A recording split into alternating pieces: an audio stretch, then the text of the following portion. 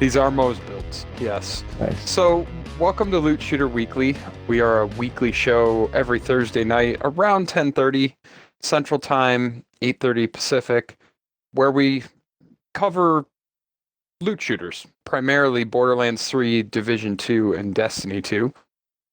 We've been covering a lot more Borderlands 3 because that's what we're playing. So, yeah, there's that. One of these weeks we'll do interesting for us. Yeah, they are always keeping it interesting. One of these weeks when they have a loot event that is not as good, we'll cover some Div 2. I titled tonight's stream Moar, Moze builds, because we're going to talk more about Moze builds, and we got actually a couple of them to show you tonight. We'll put one together live on stream, and we'll show you one that I put together based off of the Moze build we did last week, which was the Rad Monster.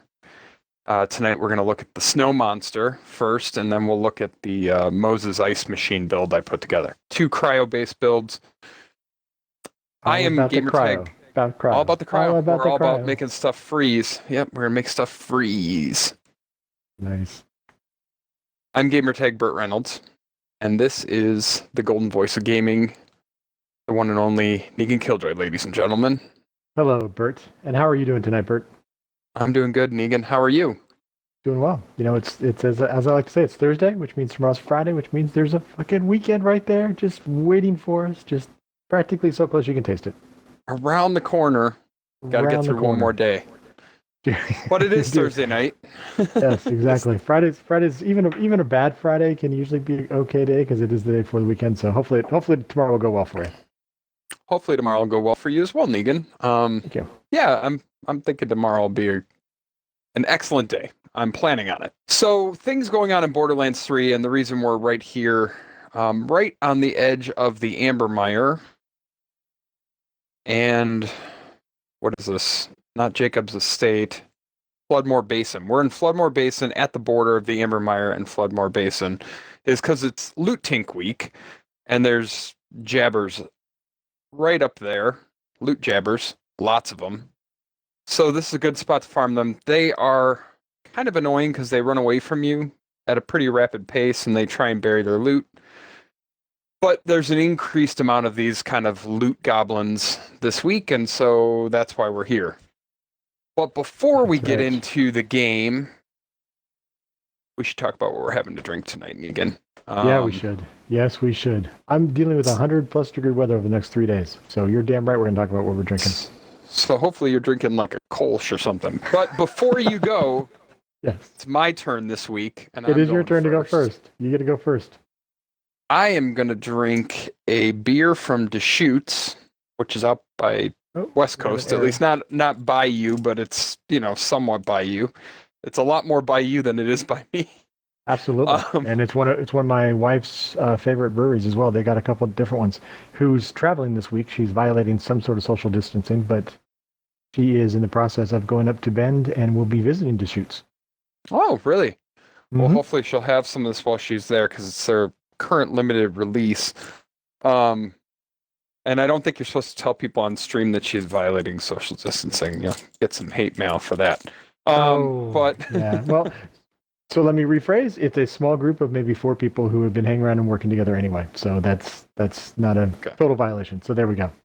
Not a total violation. Good. No, don't want to get the hate mails. I'm drinking tonight Luna Joe, their coffee brew or cold brew coffee lager. So it's a black lager with some coffee in it. It says cool air and warm embers. Bright ideas come together with this experimental black lager that's rooted in tradition yet infused with riff cold brew coffee and boldness to go beyond. So since we're going beyond tonight anyway, might as well enjoy one of these. So it is called Luna Joe. Luna Joe. Nice. Mm-hmm. Nice. So you have to ask her about it when she gets up there. I will. I'll have to ask her. I'll probably text her tonight because it sounds like if you enjoy the beer, and I'll see if she can grab me one because it does sound like a tasty beer. Well, I can already tell you I enjoy it. It's very good. I just took a sip of it and it's awesome. Nice, it's very good. All right. Yeah. What are you drinking? We talked about before the stream went live that you had gone a couple places. I think you said you had gone to a liquor store and you had actually have a variety of choices to go with and you were confused or you were perplexed when it started on which one you're going to go with, sounds like you'd make the right choice. And the only reason I mention that is the way I ended up with the one I'm trying tonight was I did the same thing. I went on a beer run, went to one of the favorite places to buy beer. I had one ready to go that I was like, oh, I'm really excited about this one. I want to try this one out. But then I get to the place we're going, and they had one called Motu Head, which has a picture of a zombie Lemmy on it, and it's from Cooperage. It's the same ones I've done. I think I've done another one by them recently. I forget the name of it off the top of my head, but it's called Motu Head. And it's simply, brewed with New Zealand Modert and Malteca hops. Oh, but I had to go with it just because it has that punk feel to it. And I know you and I have an epiphany, or we kind of like the music that is kind of punk music sometimes. So that's what I'm going with tonight. And it's a hazy APA, so we're still in search of a good hazy. Very nice. Yep, old school punk rockers. So that does sound very punk. Very punk. Mm-hmm. I'm hoping it is. I'm hoping it's so punk I enjoy it. So we'll see what the first it'll be so punk it's pine cones. It'll be one or the other. But yeah, good. The first sip's not too pine coney. That's kind of nice. That's good. Mm-hmm. So one other thing we're going to talk about before we get into the builds tonight is one of the things I love about this game, and I'm sure it's not something Gearbox loves about this game. I think we've talked before about the mail system in this game. So if I go into the social menu here, I can mail something. People mail me things. Oh, look at that. Somebody mailed me back burners. How nice. I have every back burner in every single element. Look at that. That's so nice. Really, really nice, right? I also have trying to cash in his keys. A Hydrofrost in here as well, and some grenades. The one thing about this game, right, there's no crossplay in it, which is sad. I would just love somebody to get at least the PC and Xbox crossplay going in this game. But there's no crossplay between platforms. But there is cross-mailing in this game. So people on a PC can mail things to people on an Xbox, and people on an Xbox can mail things to people on PC. Which opens a huge door. So as we go to talk about builds tonight, it does. What? It opens a huge door between the Xbox and the PC, and that is on the PC, people have the ability to save edit, and there's save editors that literally allow people to craft items at will on PC, create them. Right. We call that PC crafted. You can end up getting PC crafted items on the Xbox through giveaways and things like that, where people will create something and mail it. A couple of the pieces that we looked at in the build I did last week, and a couple we're going to look at tonight, are PC crafted. That's a big difference from modded. There are people on the PC that will mod weapons and mod shields and mod things, and modded is a very different thing. Modded means setting values outside of what you could ever get in the game, creating weapons that are ridiculous and OP. But a good PC crafter, and there are many out there, will only craft things that are actually possible to drop in the game. It just saves some time for farming. Now, we just had a farming event, so there's a lot of good loot out there to be had right now because people, again, can share loot in this game. So there is a lot of good loot out there, but a couple of the items on my builds tonight were PC crafted just in order to get the rolls really right. And I just wanted to call that out because, when you look at something like my comms or artifacts tonight, they are very, very good rolls. And I'll be honest, some of them are PC crafted. I'll try and call that out. Yeah, but there's and we, you and I have had this discussion. There's a difference between good rolls and getting it crafted like you're talking about, which is key to my, because I think, we had a discussion because I talked about not wanting a modded pieces, and we made the comment that, I might have some crafted pieces, which, as long as they're legit rolls and it can actually happen in the real world or the open world or whatever, I think that's okay. Correct. I stick to that as well. I don't want things that are modded. I want things that can actually drop. It's just, you and I are both dads. We both have full-time jobs. I can't always put a build together off of just things I've farmed because I just don't have, 60 hours a week to put into a game. And so, at times, I will accept PC crafted stuff in order to, make sure I can put a build together. So, Makes sense. Absolutely makes calling sense. it out, everything I have could drop in the game. You could get every single one of these rolls. There's nothing here that's outside of the bounds of what can drop in the game. And with that, Getting right into it. we're going to talk first tonight about this build, which is based on last week's Rad Monster, which I'm calling the Snow Monster. And again, it's a cryo-focused build. So I'm going to go into my skill tree and my gear set here, and we'll talk through what I've done. I feel like every time you say the name, you should make some sort of squeal after, like, roar! Monster. Monster. It's not a bad idea. No, monster. This is also not a bad idea. Snow monster. Yeah. There you go. Exactly. There we go. So these are both going to be Moze builds tonight. They're both based on cryo. This one that we're starting on right now, again, the Snow Monster, it's based on blue tree and green tree primarily. And I've done something interesting that's a modification on what I did last week when I did the Rad Monster. That needs a different sound, like rawr. Right. Exactly. The Rad Monster used a front loader.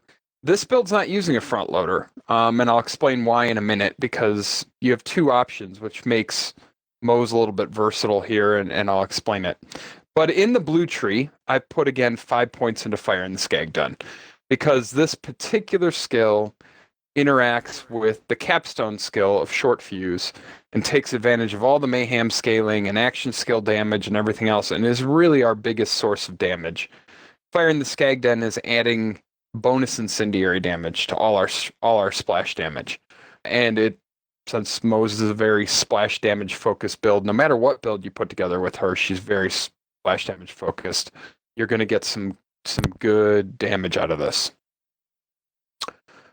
Then I have 3 points in Means of Destruction. This is what's going to keep my ammo up from splash damage. So this is one of the many skills that's going to give me back ammo. And it's also going to give me a chance to get back grenades, which are important because grenades are part of what's going to keep me alive in this build. Moze has a skill you'll see in a minute that grenade damage heals her. Torque Crush Promotion is going to make the splash damage more deadly, and it's going to make it larger. This is both a good and a bad thing. It's going to be very good for this build because we want to splash around a bunch of cryo damage everywhere. But it also means you might splash cryo damage onto yourself. And unfortunately, the big problem is you're not just going to splash cryo damage onto yourself. You're going to splash incendiary damage, radiation damage, and corrosive damage onto yourself all at once. So you have at that moment, shit gets real. Shit gets real at that moment. You have a big chance of killing yourself with this build. Extremely high chance. Chances are it's not going to be your enemies that hurt you. It's going to be you that hurts you. So you have to play this a little differently than, say, you would play Zane or Amara or even Flak, in that you're never going to get up close to anyone with this build. If you get up close to anyone, you're in trouble. Then we have our Stainless Steel Bear. This adds armor and maximum fuel and increased damage to the bear. Again, we're going to bear hop a little bit. Maybe not right here because while you're bear hopping, those loot jabbers are going to run away from us. So we may not bear hop here. But normally with this build, we would bear hop. Pull the Holy Pin is going to allow our grenades to crit. Auto Bear is going to keep the bear there when we get out of it after we hop in and hop out.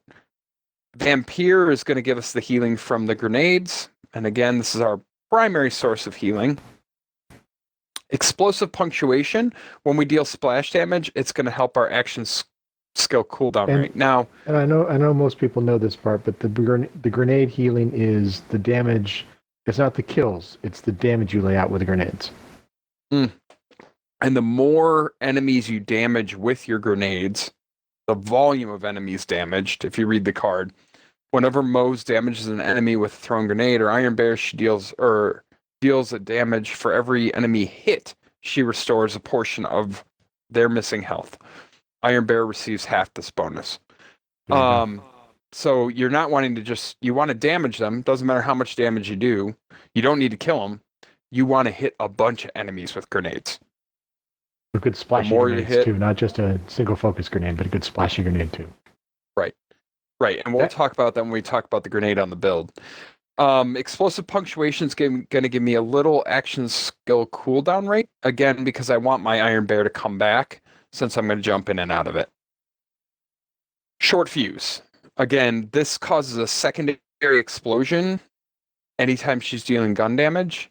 The secondary explosion is like a 75% buff, 20% chance of that secondary explosion. But you'll see with a gun like the Flipper, you get it a lot. It's a lot of extra explosions. Makes it very hard to see what you're shooting at in a lot of cases. But it does hard for your ton buddies of to see what damage. they're shooting at too. It makes it hard for everyone. Let's just be honest. It makes it difficult for everyone. Just kind of hope and pray that you're hitting the bad guys as you're doing this sometimes. It's like so much is going on in the screens. Yeah, it is. It makes it really difficult. Here we're going to have Cloud of Lead. 5 points into it. Again, additional incendiary damage. Every 4th shot doesn't consume ammo. Stoke the Embers. More incendiary damage. Redistribution. When we score a critical hit, it's going to regen some ammo and health for us. Scrappy is going to give us the ability to move down the tree. It gives us a little weapon damage, some handling, swap speed. Russian Offensive gives us some life steal if we're sprinting. And we can sprint and shoot at the same time. Now, you'll see when we run the build that we are going to have to use this a little bit. Because, again, unfortunately, this particular build is even squishier than the build we ran last week in a lot of ways. The Rad Monster, for whatever reason, well, you'll see it when we bring up my artifact and everything else. Like, for whatever reason, that build isn't quite as squishy as this is. This is just a little bit squishier. Scorching RPMs. Moze gains increased fire rate and critical hit damage. Iron Bear gains increased hardpoint damage. And now we're going to get into the first place where I made a difference in the skill tree from last week's build and this week's build. So I have 5 points into the Iron Bank. This is going to give me ridiculously large mag sizes. Love this skill, one of my all-time favorites. We're getting 5 off the comm. I added another 5, so it's 70% mag size. Great. Hard to run out of ammo. Damn. In the build last week, we went all the way down to this green capstone of Forge. So another 3 points here, 1 here, and that gets us into the capstone of Forge, right? Those 5 points I'm using somewhere else, and I'll show you where. What we're missing out on is click. As your magazine empties, you get more gun damage. Here's the funny thing. You're never emptying your mag because you're always refilling it. And with 5 or 10 points into Iron Bank, you rarely run out of ammo. So it's sort of wasted a little bit. Some for the road. I love some for the road. It's one of my favorite skills. A lot of debate with other Moze builders. Some people love it. Some people don't think you need it. I like it. If you're going to spam rocket launchers or sandhawks, it's a great skill to have. I'm not going to do that with this build. So don't Why need does it it. only work with rocket launchers and sandhawks? It works with everything, right? But with one of these kind of bottomless mags builds where you're using a lot of green tree, you're not really going to run out of ammo on other kinds of guns, but you are going to run out of ammo on, you still run out of ammo on like sandhawks and launchers just because they don't have a ton of ammo reserves, right? They buffed that a couple patches ago, but it's not like they made it so you have never-ending ammo. You're going to run out. Some for the road, if you're bear hopping, allows you to have, 5 seconds every 5 seconds. So it's like 5 seconds on, 5 seconds off of infinite ammo with rocket launchers and sniper rifles. And the other benefit of this one, which isn't really displayed in the card, but because you're running on infinite ammo, you're able to fire them at a lot faster rate. So like when you hop out of the bear and you've got some for the road, you can spam like a back burner or a plague bear and it just, it'll launch a bunch of projectiles. All right. Okay. Now, red tree. Here we're going to have armored infantry. This gives us damage reduction and increased gun damage while the shields are active. Vladov Ingenuity is going to increase Moze's shield size by a little bit. Here we're getting 12% additional shields. We get some shock resistance and we get some shield recharge rate. Because we're already a little squishy, this helps. And then here's the real trick. So thin red line. This is part of what makes Moze very versatile. By putting 3 points here into thin red line, I don't have to run a front loader. Because this is going to reserve 60% of my health and add it to the shields and put me at 40% health and allow me to run URAD weapons, 5150 weapons, without running a front loader. Kind of nice. That does sound kind of nice. It sounds like there's nice. An advantage to this coming up that we're going to hear about in a sec. Whenever Moze or Iron Bear scores a critical hit, Vladoff Ingenuity, or Experimental Musicians, it deals bonus incendiary damage. So again, some more damage here. So we've got a bunch of damage focuses. Now, because this is a cryo-focused build, I am running the minigun on both slots, and I'm running it with General Winter. This allows my Iron Bear to help freeze things as well. So the Iron Bear is going to fire off cryo shots at all the enemies. And it's very strong. It does a very good job freezing things, especially when you're helping it freeze things. So, that's a very powerful skill. Now, when we look at what am I running for gear, ideally, because I don't have to run a front loader, I'd run an old god, a cryo old god. And I tried that. And I'm too squishy because I've got way too much splash damage going on. It's not that I'm squishy. I'm way too deadly to myself. What it allows me is to run a stopgap. And so you can see here I'm running an augmented stopgap with cryo damage, ASE. So after I hop out of the bear, I get 50% bonus cryo damage. Again, really pushing that cryo. I'm running the same green monster con I ran on the Rad Monster. With splash damage, weapon damage, and weapon mag size. And this is part of the reason why this build is squishier than last week's build. The grenade that heals you the best as a Moze is the Cloning Maddening Tracker.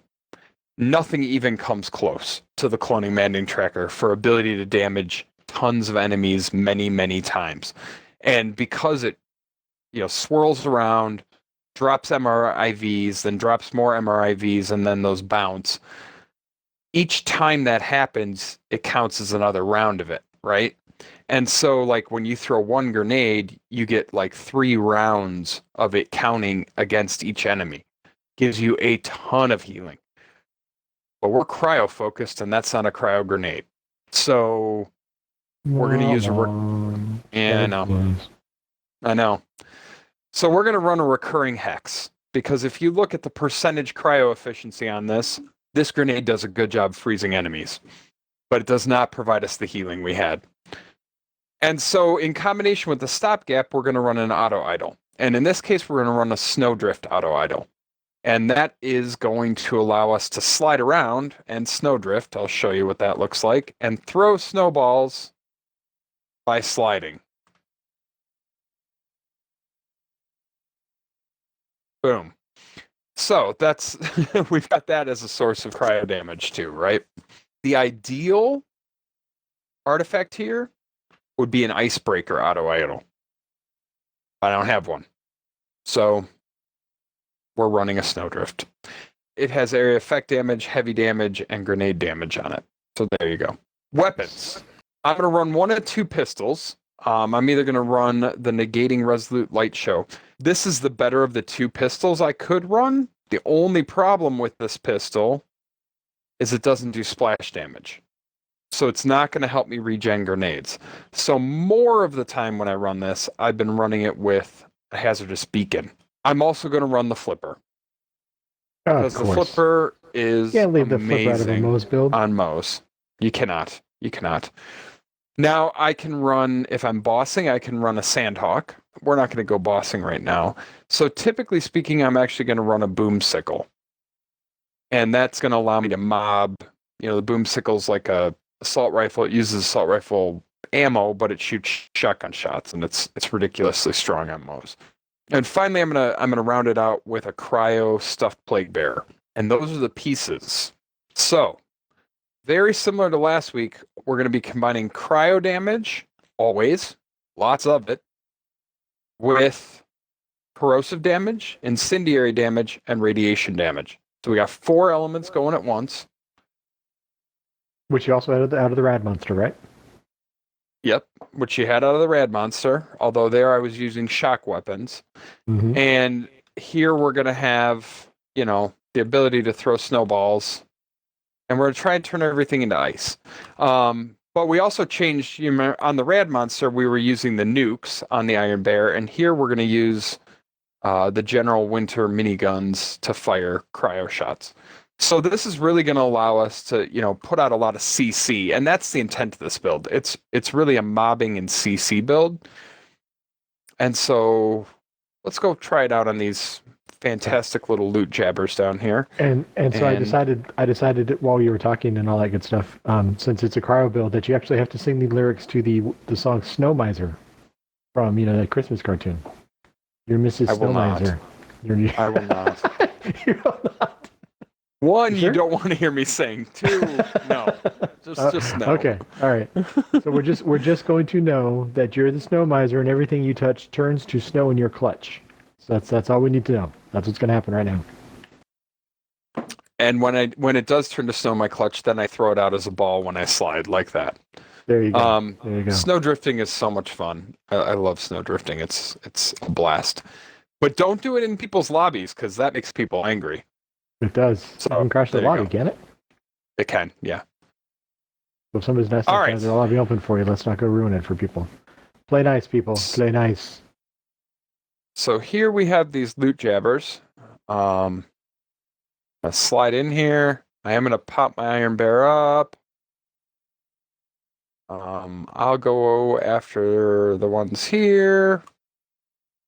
Now, reminder, we're going to be throwing a ton of grenades, right? That's really the deal with Moze, is throwing a lot of grenades. And these grenades are going to have a lot of cryo damage, and so they should, in theory, be slowing things down quite a bit and holding things still.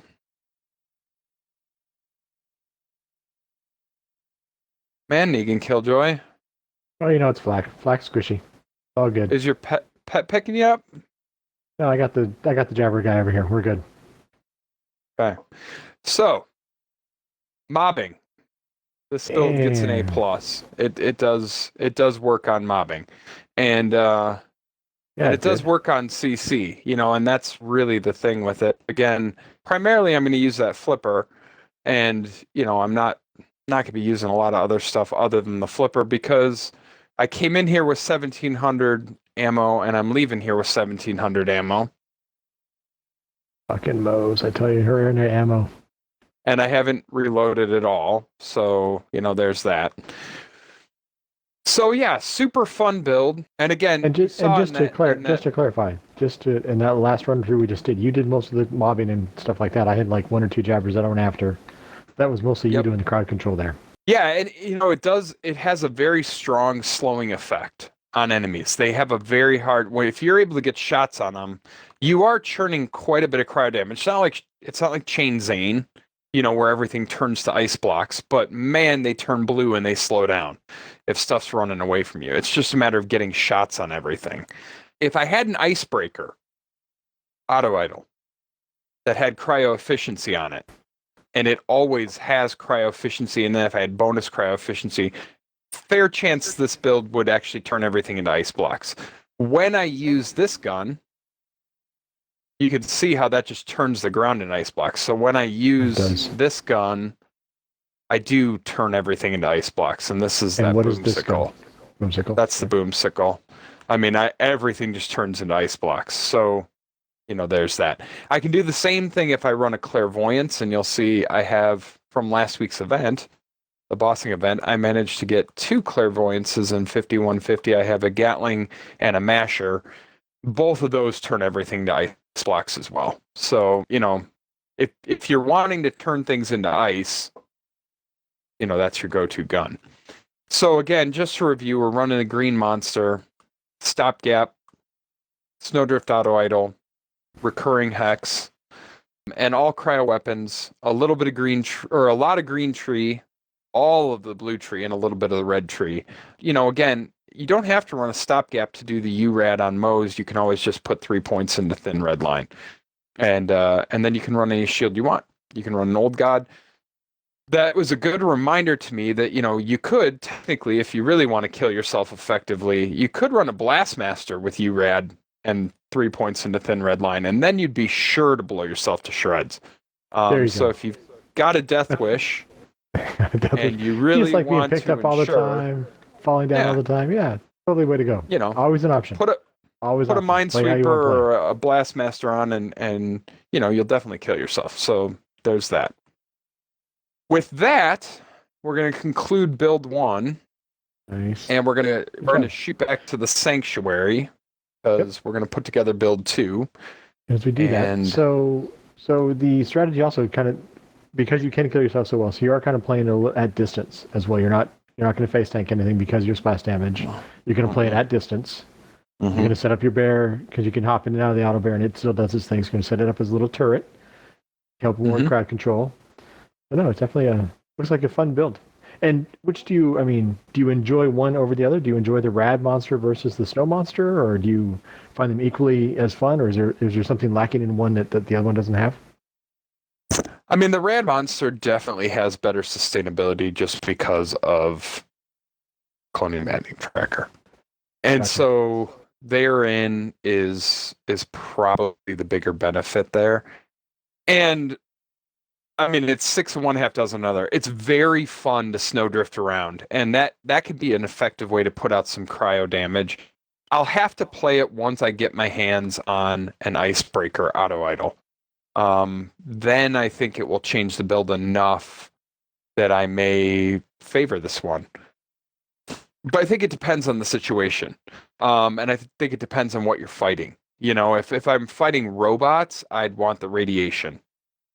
Right. If I'm fighting, animals, or I'm fighting, humans, the cryo is probably more effective, honestly, in a lot of ways. I'm able to just really lock them up and hold them in place. And that, for group play, I think that's more beneficial to everyone, right? Like I imagine if you were running this with, like, let's say we put our perfect raid group together, right? We got one Phase Zerker, maybe Ghostmaker's running Phase Zerker, and maybe you're running Chain Zane and I'm running this, and we get a fourth in that's running Flak.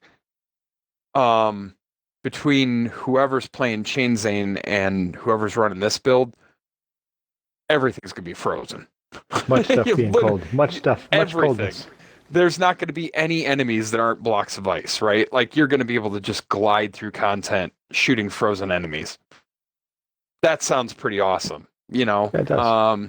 So I think there's a lot of effectiveness that could come out of this build.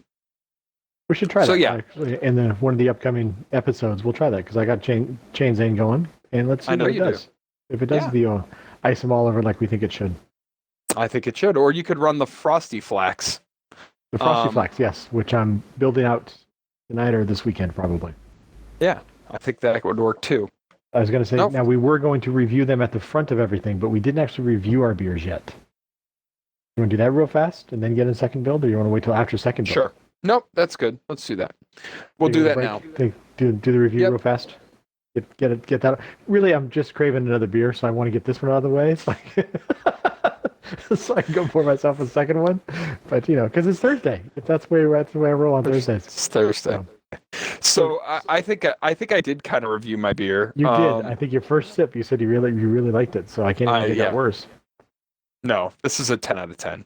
It's awesome. Nice. Damn. And are you usually a black lager? Because you enjoy stouts and stuff like that. You're kind of a stout. But this tastes like a light stout. It's great. It's great. Right. So good. Well, good. Yeah. So I'm not going to give mine a 9 out of 10, but I am, as far as hazy IPAs go, it is good. It's citrusy.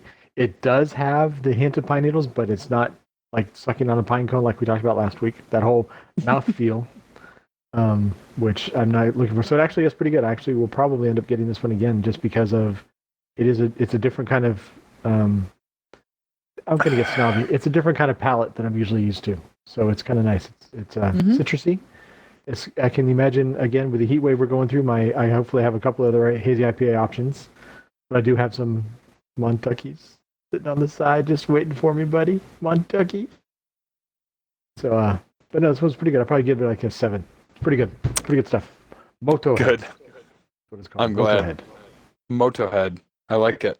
And with that, I think we're good and done for tonight, having covered what we've covered. So We did. Yes, we did. We covered the PC crafting issue. We've covered 2 builds, 2 nice Moze builds, and we got some good beers out of the deal. So yeah, no, I think we're good. yeah, Sounds like we're good. we've accomplished a lot for Thursday. We did accomplish a lot for a Thursday, and now we just have to get through Friday, and then we'll be good to go. Friday. Psh, Fridays are easy. Even Crafty Friday's like, oh, I got to take a long lunch. I'm going to be on errands for the next 2 hours. Yeah, about that.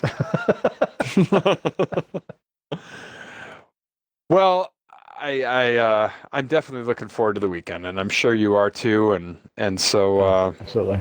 Although the 100+ degree weather, supposedly, it's supposed to get up to like 108 in my area this weekend. Yeah, I'm not dealing with that. Yeah, I don't care if it's dry heat, wet heat, or whatever. It's fucking hot. 108 is fucking hot. You have air conditioning, though, I assume. Yes, I do have air conditioning. So I mean, I feel like in a weird way. Choking on my drink. What the hell? Yes, in a weird way. So I'm not gonna be like sweltering in the sun and sitting in in a 90-degree house. No, but still 108 still hot fucking weather. No. I totally get it, but like coming from here, you're from the Bay Area, and I'm from Chicago, and it's like. You'll hear me complain about, when it's 10 degrees below zero. But, I mean, a very appropriate response to that is, well, you do have heat, don't you? Because, I mean, it's not like I live in the igloo outside and it's 10 degrees below zero. I live in a house and I have heat running. And so, yeah, it sucks if you go out. But, I mean, especially during this time of pandemic, yes, the vast majority of us are not, going out often. And I assume you didn't have plans to spend a ton of time outside the house this weekend. So, if I did, they would have been swiftly canceled. No, it's agreed. It's going to be chilling in the house, relaxing, enjoying the beers I got and stuff like that. So, no, it's going to be that kind of weekend. So, yeah, you're right. I love the way you phrase it, though. But you do have air conditioning, though, right? You do. Well, and I mean, I say that to you with, again, you whiny little very bitch. You got air conditioning. No, man, I don't. I say it to you with very much the conviction that I know I whine to you in the winter months about how cold it is, right? And at the same time, God has blessed us with air conditioning and climate control and all the many other things that it's not like these are very first world problems. Oh, absolutely. And absolutely. We are just big whiny complainers who are not grateful for all the many blessings we've been given in life just by the sheer fact that, for example, when it's 108 out, you're not out in 108 degree weather. You're not relying on the fact that you've got, your windows open and a couple fans going. And when it's 10 degrees below zero for me, and I come to you and I whine and say, oh my gosh, it's so cold out and whatever. I live in a house that has a furnace. You're not wrapped up in a parka and all huddled around some fire pit in the middle of your igloo. I get it. Correct. Yeah. So, I mean, I do count my many blessings and there you go. I'm just giving you a hard time. So I don't say it because I think you're a whiner. I think we're both whiners. That's all I'm saying. And with that said, us two whiny first world problem complaining jerks. Next week we'll cover something fun and hilarious, or maybe we'll cover a different build. I don't know. But we'll be back next week, Thursday night, around 10:30 Central, 8:30 Pacific. And Negan, as always, I'm going to have you sign us off for the night since you are so good at that. Thank you. And to everybody out there, you know what they say. See ya.